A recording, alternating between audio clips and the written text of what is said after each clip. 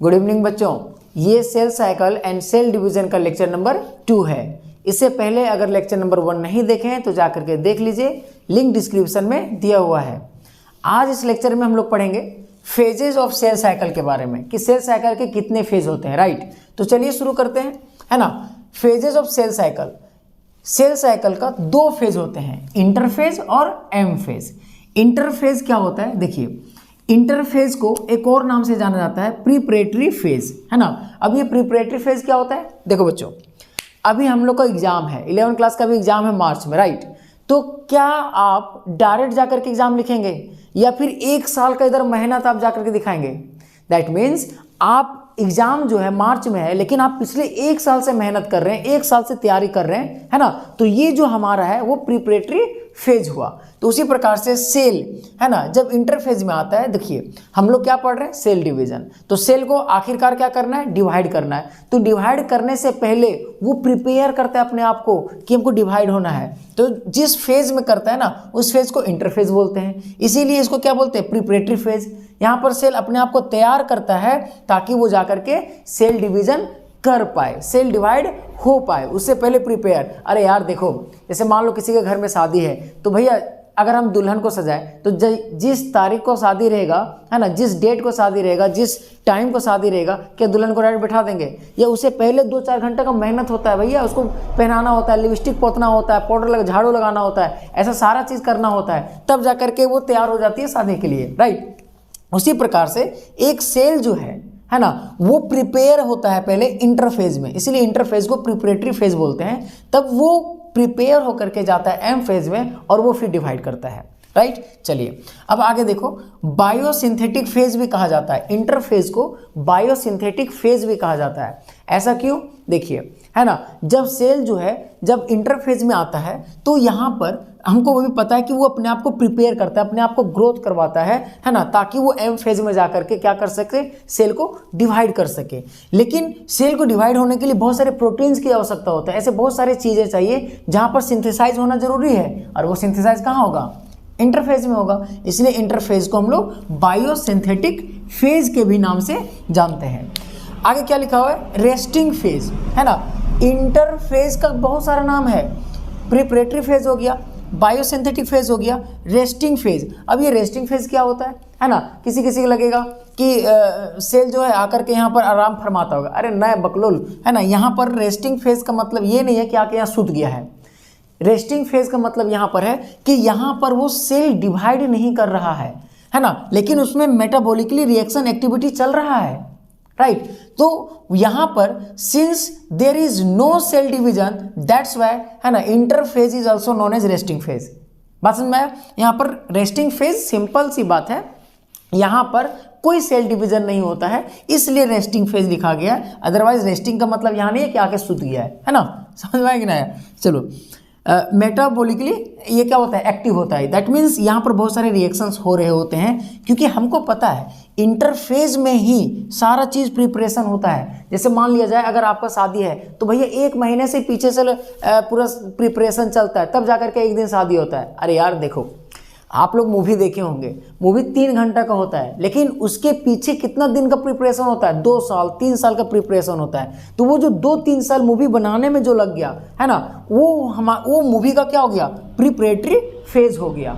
2-3 साल लगा बनाने में, उसके बाद 3 घंटे में क्या करता है वो, बेसिकली वो सबको दिखा देता है। तो 3 साल प्रिपरेशन करने के बाद वो 3 घंटे में, है ना, वो क्या करता है, रिजल्ट को देता है। उसी प्रकार से जैसे कि आप एग्जाम में भी आ रहा है, तो आप एग्जाम में क्या करेंगे, पिछला 1 साल से पूरा आप तैयारी कर रहे होंगे, है ना। पूरे 1 साल का तैयारी आपका 3 घंटा में आपको क्या होगा, देना पड़ेगा। तो पिछला 1 साल का जो तैयारी है उसको क्या बोलेंगे, प्रिपरेटरी फेज बोलेंगे। और उसी दौरान बहुत सारे सिंथेटिक भी होता है, यहाँ पर सेल की बात कर रहे हैं, है ना। तो सेल जो है बहुत सारी चीज़ सिंथेसिस करता है, कुछ बनाता है, प्रोटीन हो गया, ऐसे बहुत सारी चीज़ें बनाता है, तब जाकर के वहाँ पर एम फेज में जाकर के वो डिवाइड करता है ना। तो ये हो गया। अच्छा, लास्ट में क्या लिखा है, 90% ऑफ द सेल साइकिल, 95% जो सेल साइकिल का ड्यूरेशन है। देखिए बाबू, समझना ध्यान से, यहाँ पर सेल ड्यूरेशन हर सेल का, है ना, जो सेल ड्यूरेशन होता है, उसका सेल डिवाइड करने का जो टाइमिंग होता है वो अलग अलग होता है, राइट। जैसे मान लिया जाए एनसीईआरटी बुक में लिखा हुआ है ना, एनसीईआरटी बुक में क्या लिखा हुआ है कि जो ह्यूमन का सेल है ना, ह्यूमन का जो सेल है वो 24 आवर में वो रेडी हो जाता है, वो है ना कि क्या करने के लिए, सेल डिवाइड करने के लिए 24। एक ईस्ट का भी दिया है ना, ईस्ट का जो है वो 90 मिनट लगता है उसको सेल डिवाइड होने में, राइट। तो ये ह्यूमन का 24 आवर और ईस्ट का 90 मिनट। तो यहाँ पर क्या लिखा हुआ है, 95% of the cell cycle duration, यानी कि इंटरफेज में जब सेल आता है तो वो सेल मान लिया जाए कोई सेल जो है 24 घंटा में वो क्या होता है, सेल डिवाइड होता है, राइट। तो उसका 24 घंटा का 95% बकलोलवा इसमें बिताता है, प्रिपरेशन हो रहा था, तैयारी कर रहा होता है, और 1 घंटा में जाकर के वो डिवाइड करता है। यानी कि अगर आप निकाल के देख सकते हैं, अगर मैथमेटिक्स आपका मजबूत है, 24 को अगर आप 95% से अगर डिवाइड करते हैं तो आपका देखिएगा 23 आएगा, राइट। आप सॉल्व करके देख लेना, है ना, मैथमेटिक्स के हिसाब से क्या है 23। तो ह्यूमन का जो सेल है अगर वो डिवाइड करेगा तो सबसे पहले इंटरफेज में आना होगा, और इंटरफेज में वो कितना देर रहेगा, 23 घंटा रहेगा। 23 घंटा के अंदर अपना वो सामान वो जो है रेडी करेगा, है ना, और 1 घंटा यहाँ लगाएगा डिवाइड होने में। बात समझ में आया कि नहीं? चलिए अब देखते हैं, है ना, एम फेज को। एम फेज क्या होता है, एम से होता है माइटोसिस, है ना, माइटोसिस फेज भी कहा जाता है इसको, और इसको डिवीजन सेल भी बोलते हैं, सॉरी डिवीजन फेज भी बोलते हैं। डिवीजन फेज क्योंकि इसी फेज में, एम फेज में क्या होता है, सेल डिवाइड होता है, इसलिए डिवीजन सेल, है ना, फेज बोलते हैं। अच्छा, 5% यानी कि 5% of the cell cycle duration, यहाँ पर क्या बताएं, 95% जो है कोई सेल अगर डिवाइड होने में, है ना, 24 घंटा लग रहा है, तो इस 24 का 95% जो टाइम है उसका, जो जितना भी समय निकलेगा वो इंटरफेज में बिताता है, बाकी 5% वो डिवीजन में समय लेता है। यानी कि कोई भी सेल को डिवाइड होना है तो वो 5% में हो जाएगा। अब डिपेंड करता है कि वो सेल, उसका ड्यूरेशन कितना है डिवाइड करने का, 1 दिन, 2 दिन, 3 दिन, 4 दिन, 10 दिन, है ना, इस तरीके हिसाब से। तो ह्यूमन सेल का कितना है 24, तो 24 का 95% निकालेंगे तो वो इंटरफेज में आएगा।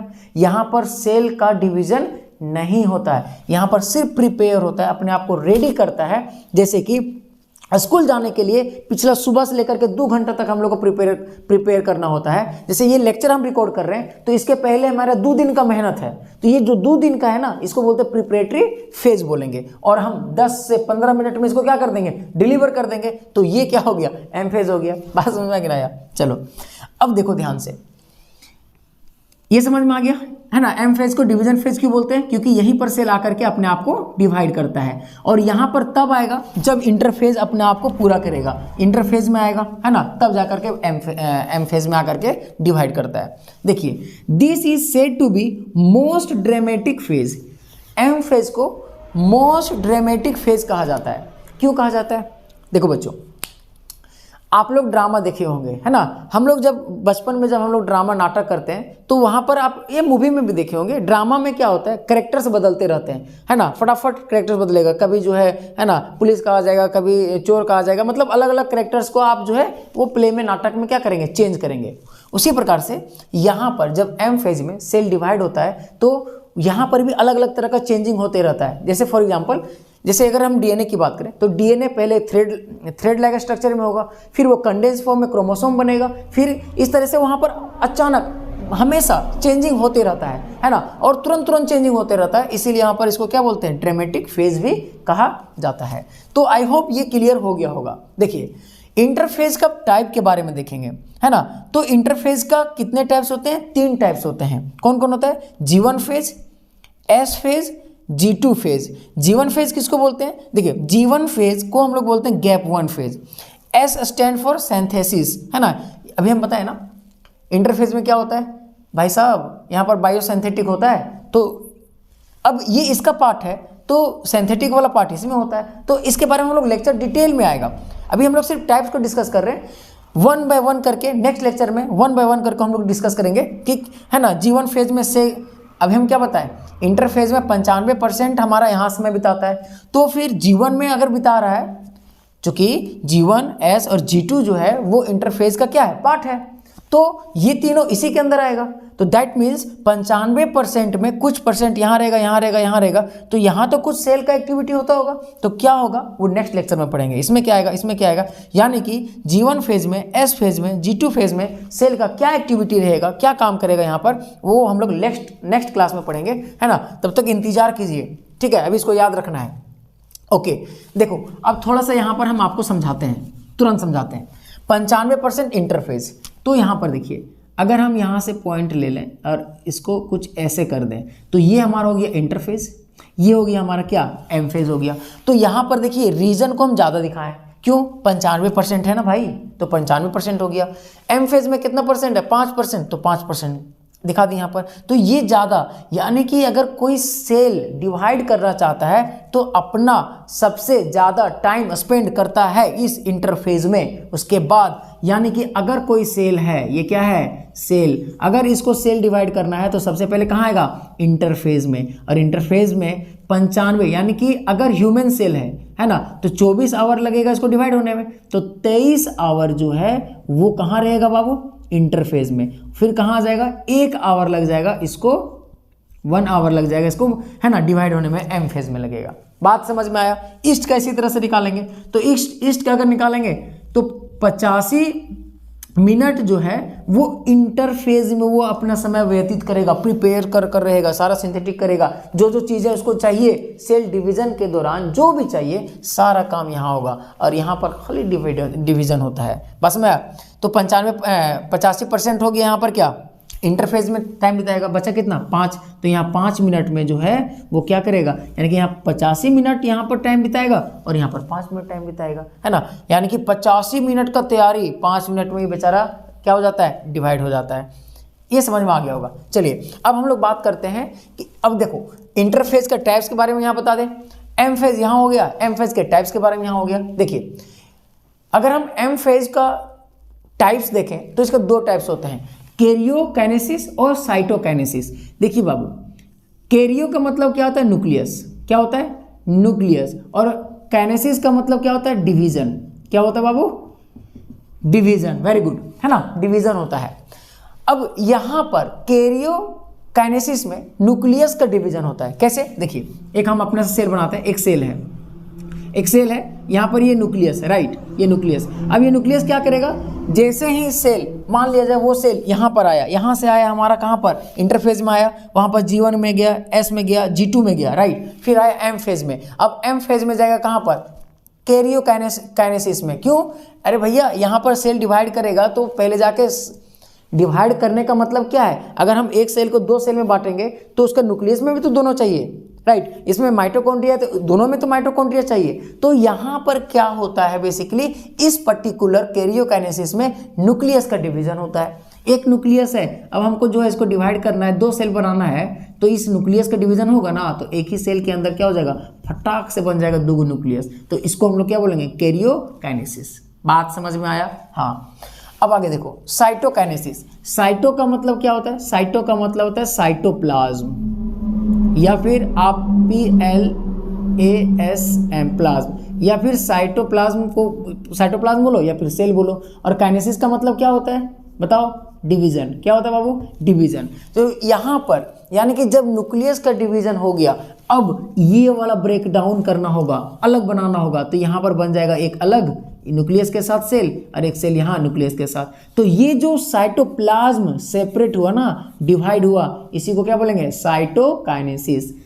समझ में आ गया ना। चलो अब देखो कैरियोकाइनेसिस अगर हम देखें तो इसको 4 फेज में बांटा गया है। कितने फेज में, 4 फेज में। कौन कौन, प्रोफेज, मेटाफेज, सीक्वेंस याद रखना है आपको, है ना, सीक्वेंस इंपॉर्टेंट है। Prophase, metaphase, anaphase, telophase, right. चलिए प्रोफेज, मेटाफेज, एनाफेज, टेलोफेज, इन फेज के बारे में यहाँ पर हम किसी का, है ना, डिस्कस नहीं किए टाइप्स के बारे में। नेक्स्ट लेक्चर में इसका टाइप्स के बारे में, G1 के बारे में, S फेज में क्या होता है ना, G2 फेज में क्या होता है, राइट। प्रोफेज में, मेटाफेज में, एनाफेज में, टेलोफेज में, इस समय क्या होता है वो सारे नेक्स्ट क्लास में डिटेल से पढ़ेंगे। तो उम्मीद करते हैं ये समझ में आया होगा। मैं एक चीज़ मैं आपको समझा दूं, अगर कोई डाउट है तो अभी जो चार्ट बनाएंगे ना यहाँ पर इस सेल में, आप ये चीज़ को ध्यान से समझना, समझ में आएगा आपको। ठीक है, देखो मैंने क्या बताया, इंटरफेज 95%। ठीक है भाई, चलो बना देते हैं 95%। ये यहाँ, अरे यार क्या हो गया, एक सेकेंड रुक जा। ओके, यहाँ ले लेते हैं, ऐसे ले लेते हैं और एक ऐसे ले लेते हैं। ठीक है, ये हो गया हमारा मेटाफेज। मेटाफेज यहाँ लिख देते हैं मेटाफेज, है ना, कोई दिक्कत, एम फेज हो गया, है ना, माइटोसिस फेज, सॉरी। अच्छा, यहाँ पर अब ये हमारा क्या हो गया, इंटरफेज। देखो, है ना, इंटरफेज। इंटरफेज के इतने सारे नाम है, आप याद रख लेना। अब इंटरफेज में भी अगर हम देखें तो 3 टाइप्स के हैं, G1, S और G2। सीक्वेंस याद रखना भाई, है ना। G1, तो यहाँ से अगर हम मार्कर को चेंज करें, देखो अगर हम यहाँ से चेंज करें तो ये हमारा हो गया, पहला क्या है G1, तो यहाँ पर लिखेंगे क्या, G1। फिर यहाँ पर हमारा क्या है, S फेज, तो इसको हम ऐसे करेंगे और यहाँ लिखेंगे S फेज, कोई दिक्कत। फिर नीचे क्या है, G2, तो यहाँ क्या लिखेंगे, G2 फेज। यानी कि इंटरफेज 3 पार्ट में बट गया, इधर भी देखो 3 पार्ट में बट गया, कोई डाउट नहीं है। अब यहाँ पर जो एम फेज है, वो एम फेज कितने टाइप्स में आई, 4 types, 1 types, 2 types, 3 types, 4 types, कोई दिक्कत, कोई दिक्कत नहीं है। तो चलो इसको हम लोग 4 टाइप्स बना लेते हैं, और यही एम फेज का एक और है ना। तो चलिए सबसे पहले इसको हम लोग बना ही लेते हैं। देखो इसको एक हो गया, है ना, ये हो गया हमारा प्रोफेज। चलो लिख देते हैं प्रोफेज, कैसे लिख दूँ, ओके, PROPHASE, प्रोफेज हो गया। दूसरा है मेटाफेज, ले भाई मेटाफेज भी बना दिए, है ना, METAPHASE, मेटाफेज हो गया। फिर एनाफेज, ले एनाफेज बना दिए, ANAP, नहीं दिख रहा है तो मोबाइल वाले उल्टा पुल्टा करके देखो, ANAPHASE, है ना, बस बोल रहे ना, समझ जाओ। एनाफेज। एक होता है टेलोफेज, ओहो, TELO लिख देते हैं ना, समझ जाना, टेलोफेज। अब जो एक बचा है वो क्या है, साइटोकाइनेसिस, लास्ट आखिरी है वो। साइटोप्लाज्म जैसे अलग होगा, सेल डिवाइड हो गया, है ना, देखो सेल एने चल गया, एने चल गया, दुग बन गया। अब यहाँ हो जाएगा साइटोकाइनेसिस। चलिए बात समझ में आया। अब देखिए ध्यान से देखिएगा, यहाँ से अगर मान लिया जाए कोई सेल है, अब ये सेल चाहता है कि हम डिवाइड करें, तो क्या करेगा, वो एंट्री मारेगा किसमें, G1 में। फिर G1 से कहाँ जाएगा, चलो यहाँ पर नहीं लिखते हैं, G1 है ना, यहाँ पर एंट्री मारेगा G1 में। फिर ये G1 से कहाँ जाएगा, S में जाएगा। फिर S से कहाँ जाएगा बाबू, G2 में जाएगा। अब G2 में, यानी कि ये हमारा हो गया क्या, इंटरफेज। देखो इंटरफेज, यहाँ पर वो डिवाइड करने के लिए पूरा प्रिपरेशन कर लिया कि भैया हमको डिवाइड करना है, तो उससे पहले तैयारी हो गया। अगर हम आर्मी में दौड़ेंगे ना, आर्मी में दौड़ने के लिए आप जिस दिन दौड़ रहेगा तो उसी दिन आप चाहते दौड़ने के लिए, उससे 1-2 महीना पहले, 4 महीना पहले, 5 महीना पहले प्रिपरेशन होता है ना। तो ये इंटरफेज हो गया, तो यहाँ से यहाँ तक आया। अब यही वाला जो सेल है वो किस में एंट्री मारा, प्रोफेज में मारा। फिर कहाँ एंट्री मारा, मेटाफेज में मारा। फिर कहाँ एंट्री मारा, एनाफेज में। फिर टेलोफेज में, है ना। उसके बाद कहाँ आ गया, साइटोकाइनेसिस में। अब यही सेल केगो सेल बन गया रे बबुआ, 2 बन गया। बात समझ में आया, 2 बन गया। अरे साइटोकाइनेसिस मतलब साइटोप्लाज्म का अलग हो गया, ये न्यूक्लियस यहाँ पर है ना, कैरियोकाइनेसिस में न्यूक्लियस 2 अलग हो गया। बाकी सारा चीज़ अभी हम लोग पढ़ेंगे इसके बारे में नेक्स्ट क्लास में, टेंशन नहीं लेने का है, ठीक है। और साइटोप्लाज्म में क्या हो गया, साइटोकाइनेसिस में साइटोप्लाज्म का अलग हो गया। अरे साइटोप्लाज्म अलग हो गया मतलब सेल डिवाइड हो गया, है ना, पगला कहीं का। देखो अब ये जो बन गया है 2 ठो, अब इसका मन करेगा कि हाँ फिर से हम सेल डिवाइड करेंगे। ठीक है भाई कर, तो ये कहाँ एंट्री मारेगा, फिर से मारेगा यहाँ एंट्री। ये बकलोलो बोलेगा ना हम नहीं करेंगे, तो नहीं करेगा तो भी उसको एंट्री मारना पड़ेगा G1 में।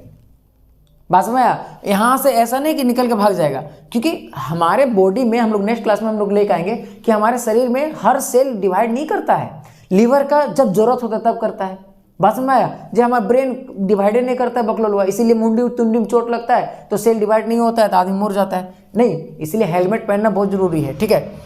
तो ये अगर डिवाइड नहीं करना चाहता है तो भी जीवन में जाएगा। मान लेते हैं ये डिवाइड नहीं करना चाहता, अगर करना चाहता तो जीवन में जाएगा, फिर एस में जाएगा, G2 में जाएगा, फिर ऐसे चलते रहेगा, फिर इसका भी 2 हो जाएगा, चलते रहेगा।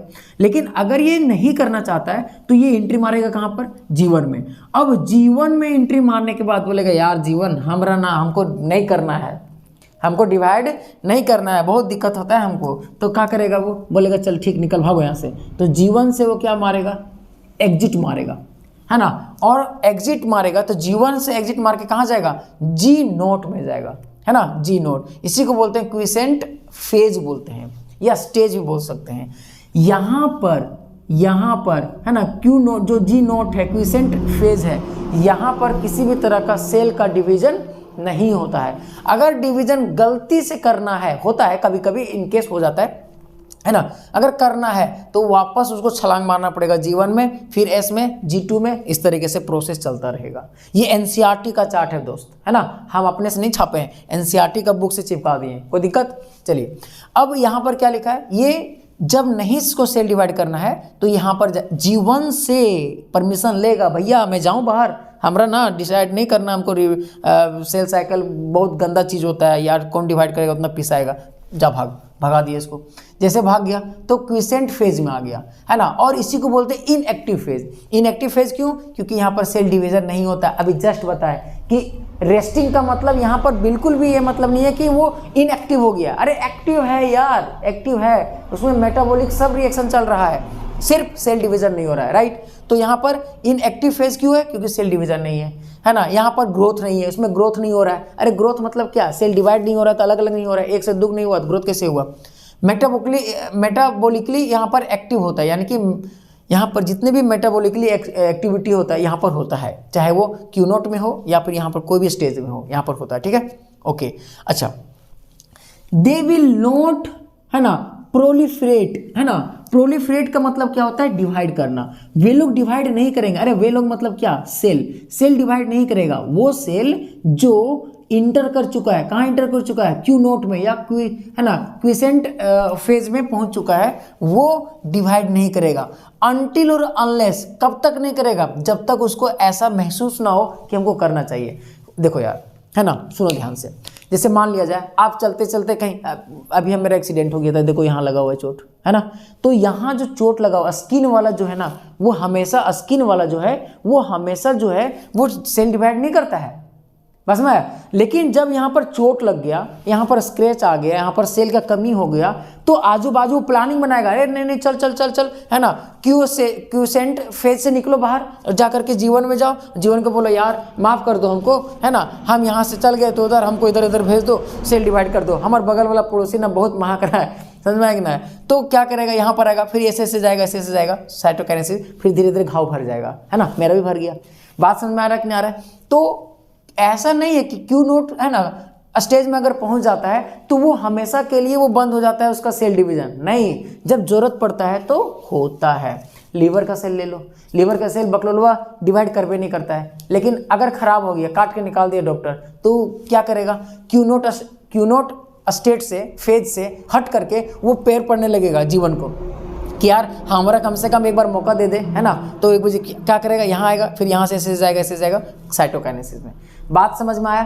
तो आई होप ये आपको समझ में आ गया होगा। अगर समझ में आ गया है तो इस वीडियो को आप अपने दोस्तों तक जरूर फैलाएं, है ना। चलिए आज के लिए इतने ही रखते हैं, फिर मिलेंगे नेक्स्ट क्लास में। तब तक पढ़ते रहिए, स्वस्थ रहिए और आसपास अपने सफाई जरूर रखिए। Thank you so much.